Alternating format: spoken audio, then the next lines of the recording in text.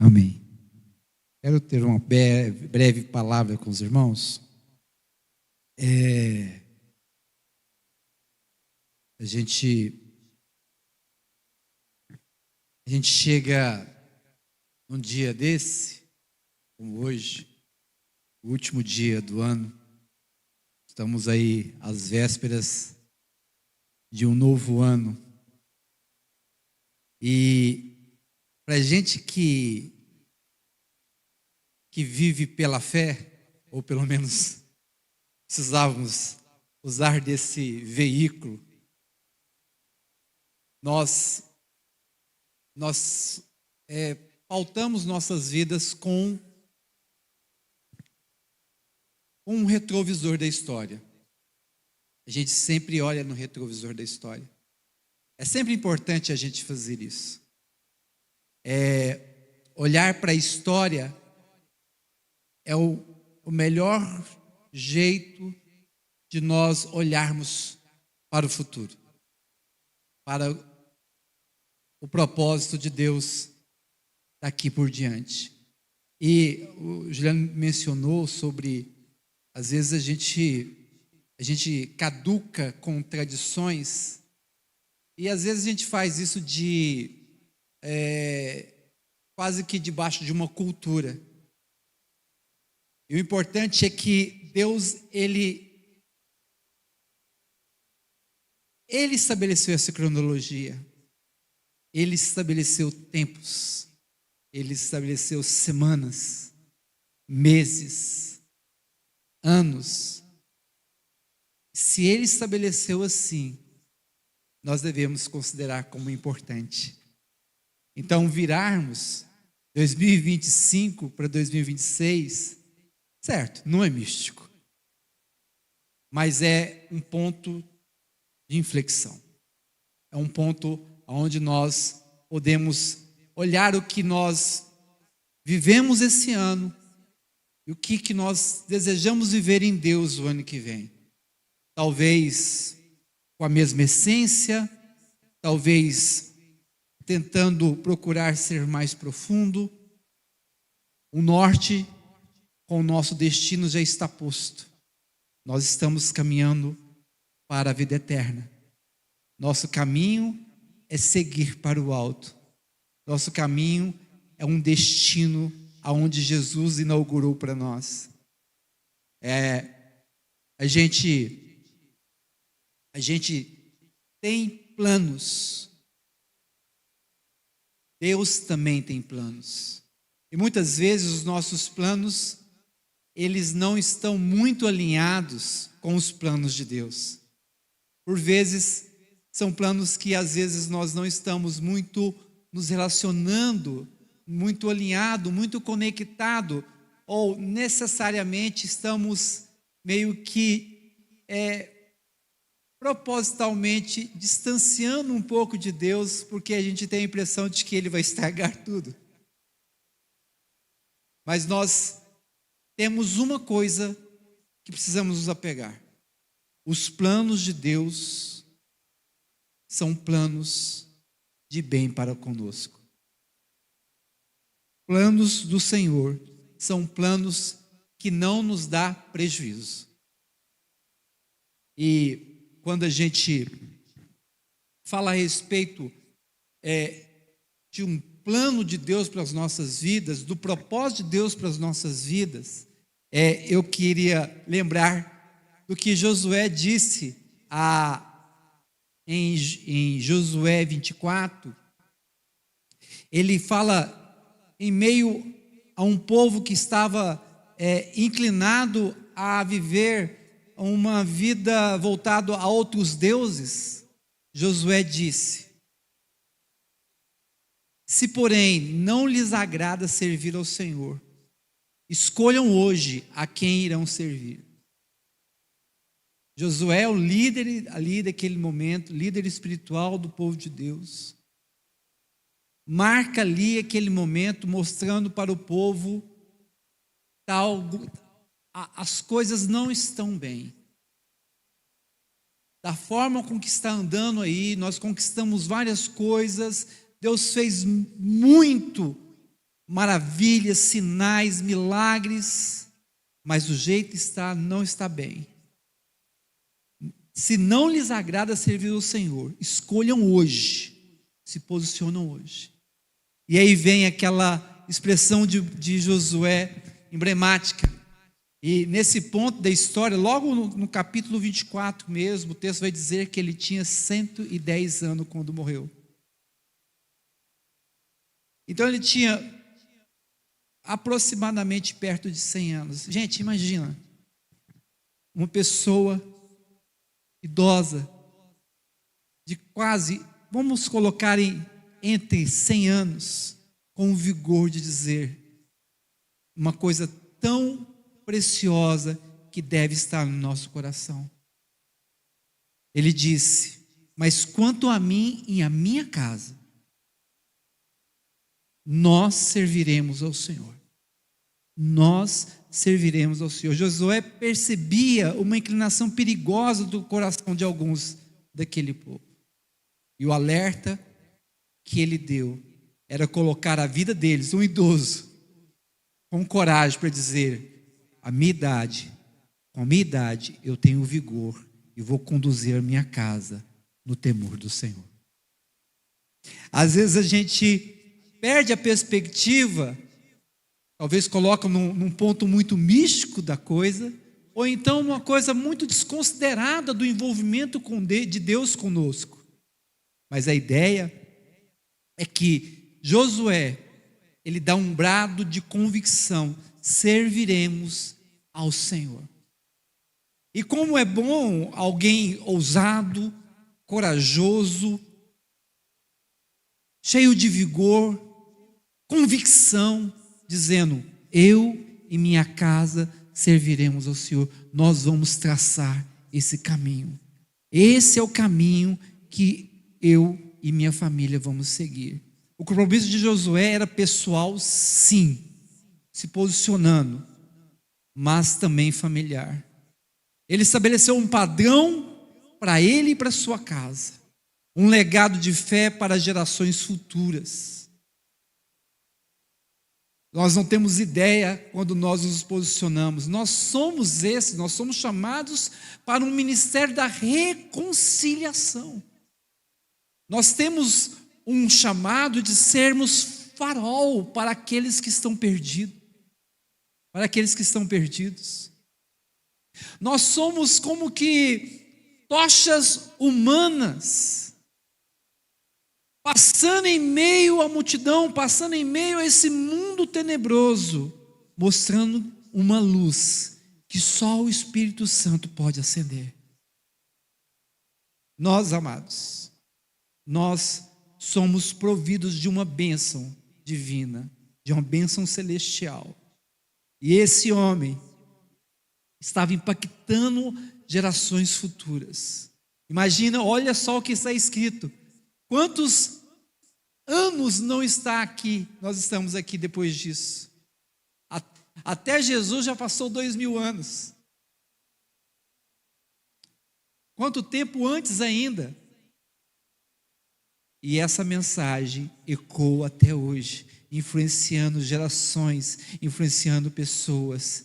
Se essa mensagem que é do texto das Escrituras influenciar você, impactar você, você pode influenciar outros. E assim ele agiu.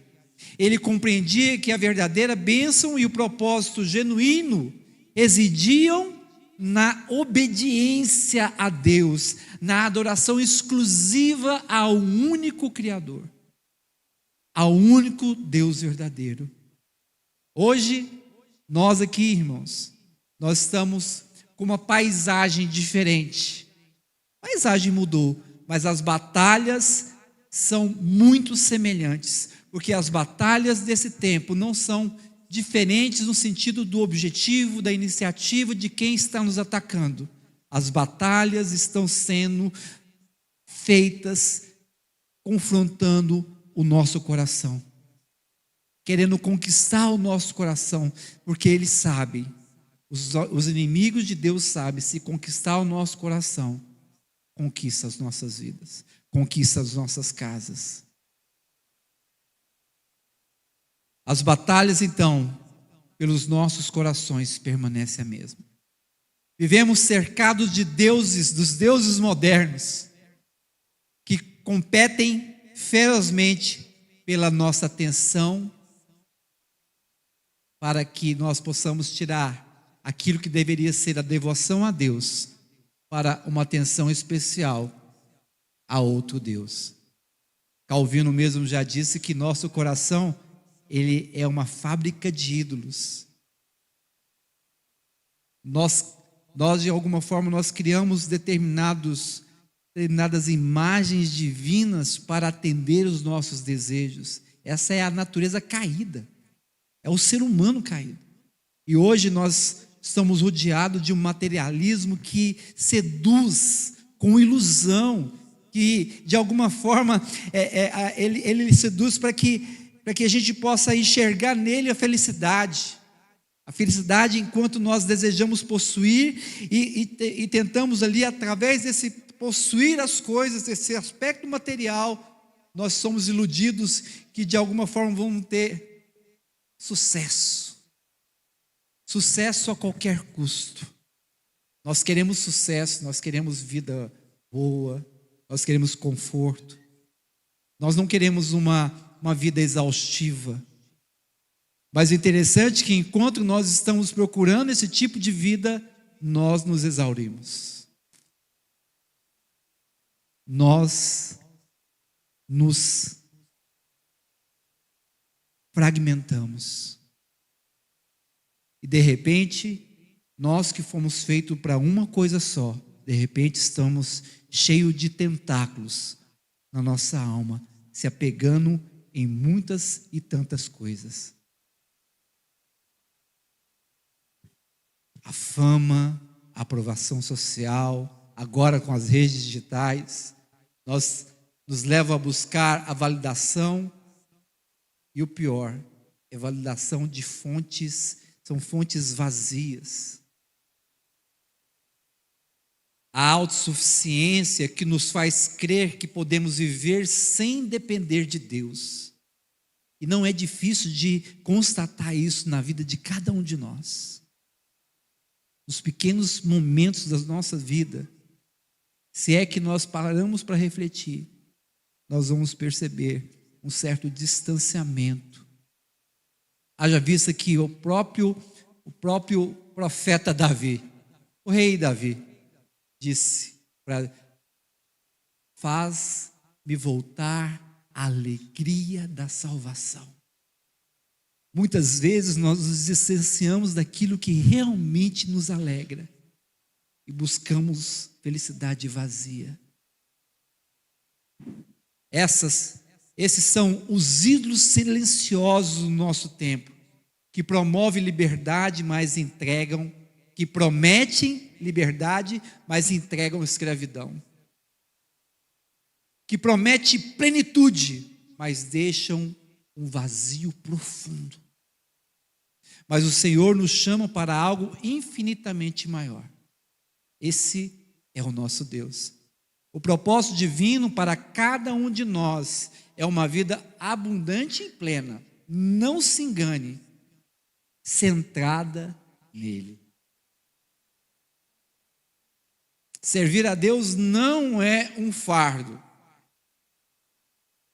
mas a chave para desvendar o verdadeiro sacrifício da existência. Percebe? Para nós desvendarmos o significado da nossa existência, nós precisamos, como Josué, declarar voto: eu e minha casa serviremos ao Senhor.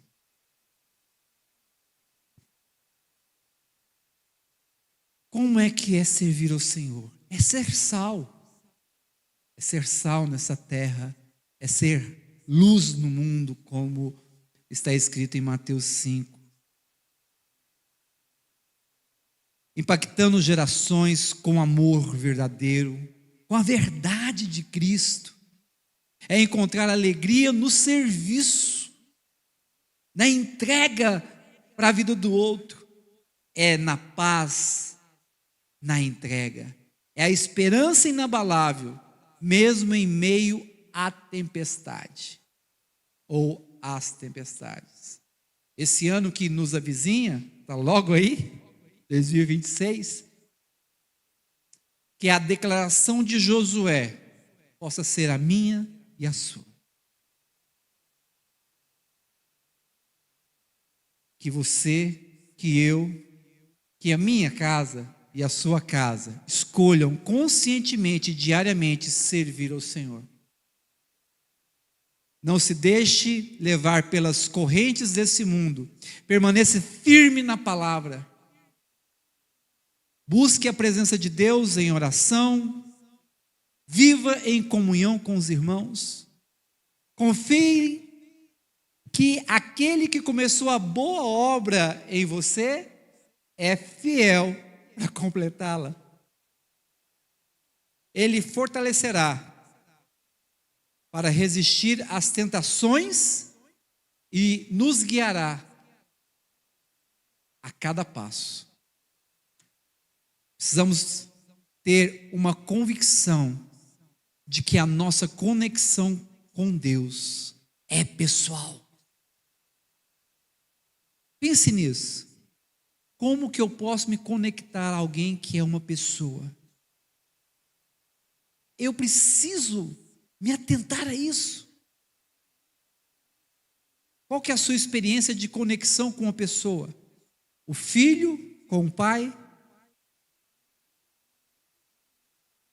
Os irmãos, um com o outro? O marido com a esposa? A avó com a neta? Nós temos a experiência de conexão nos relacionamentos. Nós não podemos deixar ser roubado, que esse tipo de conexão também se faz com Deus. Também se faz com Deus.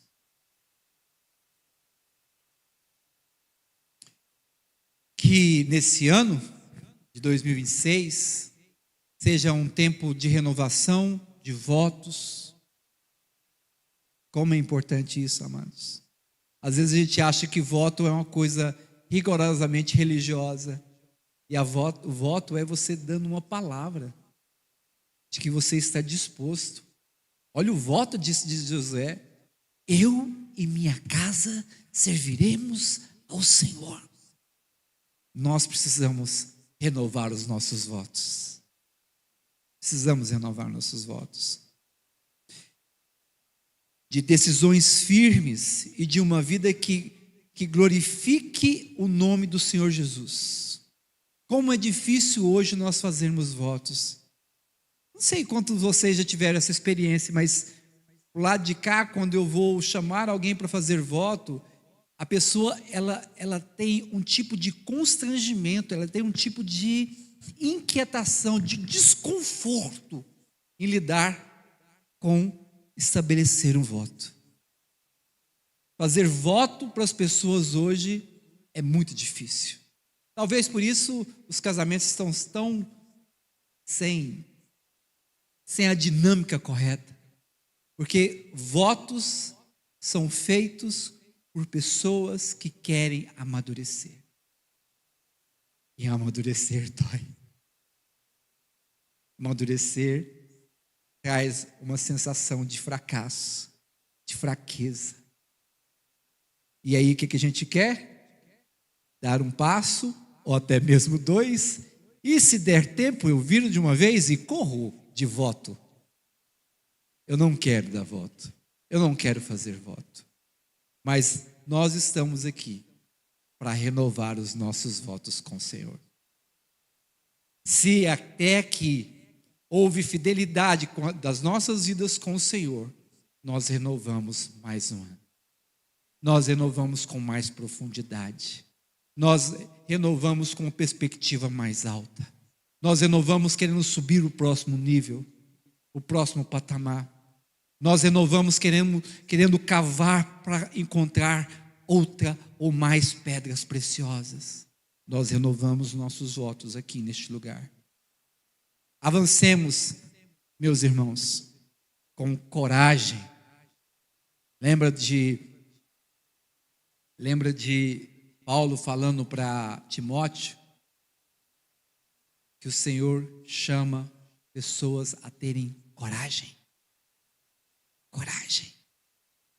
E uma das principais coragens ou aspectos que vão ser usados com coragem é você dizer para o seu botão, né? Ele não falava assim, falar com os meus botões, mas dizer para a sua alma: você não vai fazer o que você quer. Já imaginou isso? O profeta Davi, falando, o rei Davi, falando assim: olha, eu fiz calar e sossegar a minha alma. Percebe a ordem que nós podemos dar à nossa alma?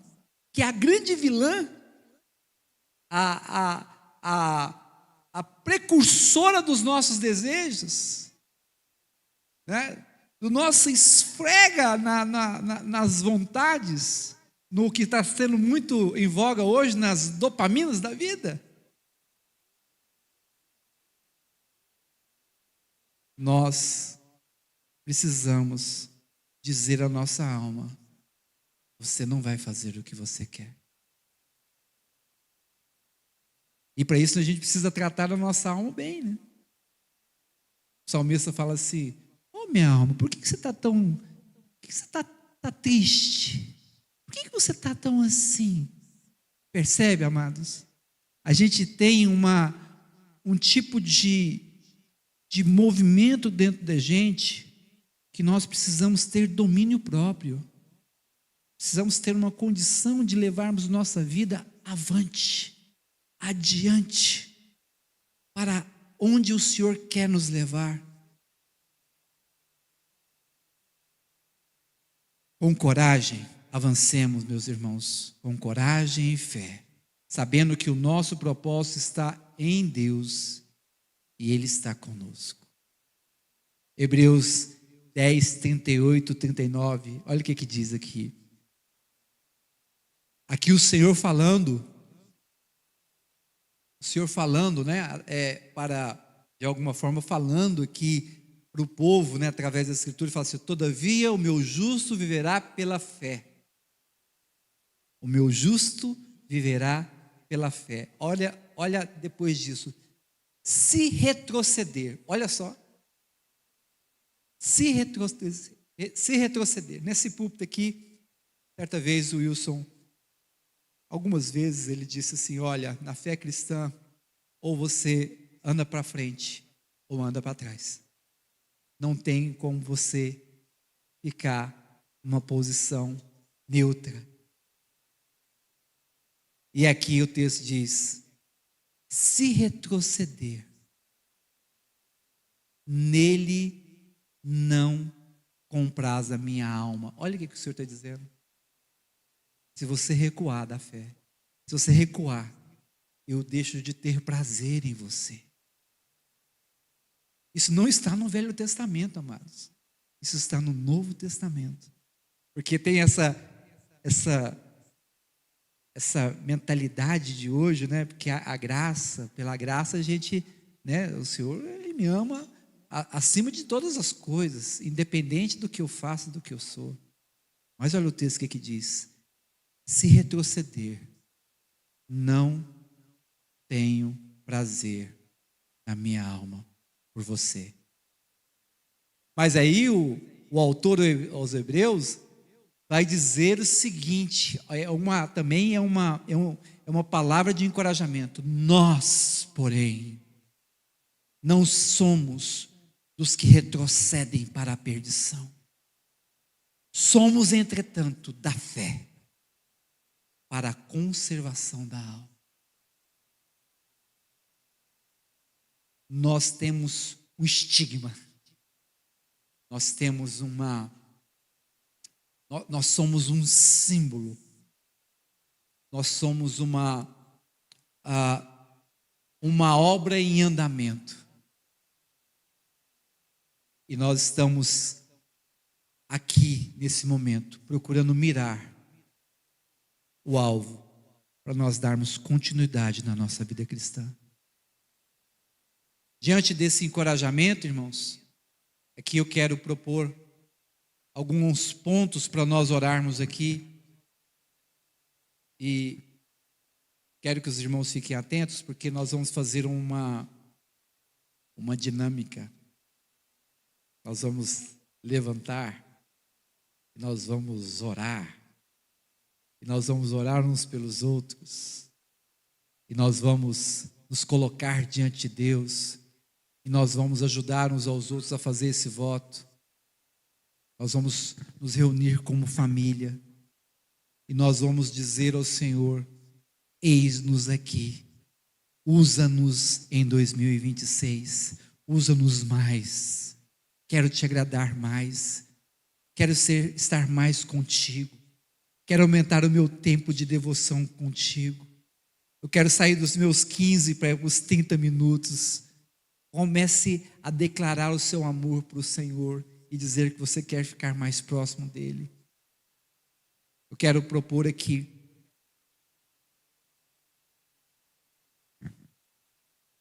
que nós possamos orar para fortalecimento e resistência da nossa família nesses dias de hoje, para que a gente possa continuar andando em fé. Uma coisa que eu tenho pregado constantemente é que nós pais, se a gente vê os nossos filhos não indo bem durante o ano letivo na escola, a gente pega esse filho nosso, senta ele na cadeira, numa mesa, coloca o livro ali e fica ali perto dele até que ele assuma ali a responsabilidade diante daquele livro, aprenda e tire uma nota boa para passar de ano. É assim, não é?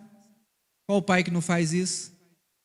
Qual o pai que deixa o filho reprovar? Apesar que hoje não tem isso quase, né? Mas no meu tempo tinha esse negócio de reprovação.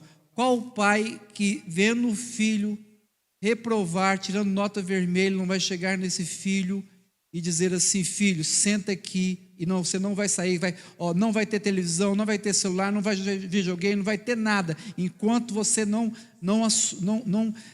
assimilar esse conteúdo e você melhorar sua nota. Sim ou não? Sim ou não? Sim. Por que a gente não faz isso com leitura bíblica? Por que a gente não usa dessa mesma disciplina? Eu estou falando com os filhos, mas eu estou falando de vida familiar. Por que a gente não faz também isso? Por que nós não devemos assimilar o conteúdo das Escrituras Sagradas para que esse conteúdo ele faça parte do nosso ser? Ele faça parte das nossas entranhas. Nós vemos isso nas Escrituras, amados. Uma representação disso. Deus falando para o profeta: pega o rolo e come. Qual é a figura disso? Leia, coma do livro. Leia, coma do livro. Coma de Jesus. Coma da sua carne. Beba do seu sangue. Nós precisamos resistir como família. Nós precisamos resistir para que a gente possa viver no propósito de Deus. Deus, lembro dos moravianos claramente. Essa semana eu peguei a Daça para fazer a leitura da vida dos moravianos. Gente, é tão precioso. Os moravianos, eles eram um grupo de pessoas que eles viviam brigando, rientos uns com os outros, cheio de ideias diferentes, cheio de diversidade, brigando. Certa vez, de alguma forma, o Senhor trabalhou com eles, e eles começaram a buscar unidade, com o texto de Isaías 53. Isaías 53? Isaías 53, que diz o seguinte, que o cordeiro receba a recompensa do seu penoso trabalho. Que o Cordeiro de Deus receba a recompensa do seu penoso trabalho. Qual é a recompensa que esse cordeiro requer? O que seria uma recompensa para ele? Ele morreu por qual motivo? Amados, ele morreu por causa dos nossos pecados. Mas ele morreu para que pudesse nos salvar dos nossos pecados. E como que nós fomos salvos? Nós somos salvos porque alguém nos ganhou para Jesus. Como que Jesus então recebe a recompensa do seu penoso trabalho? Quando outras vidas são acrescentadas. E você pode dar recompensas para Jesus. A sua família pode dar recompensas para Jesus. Jesus merece, ele é digno de receber recompensa do seu penoso trabalho. O propósito de Deus é esse: que haja quem creia na obra de Deus em Cristo Jesus. E nós precisamos conservar nossa família. Precisamos fazer voto disso. Precisamos lutar com isso. De tudo, se nós estivéssemos assim, perdendo aquele dia nós vamos nos apresentar de Deus. Se eu perdi tudo, menos a minha família cumprindo o propósito de Deus.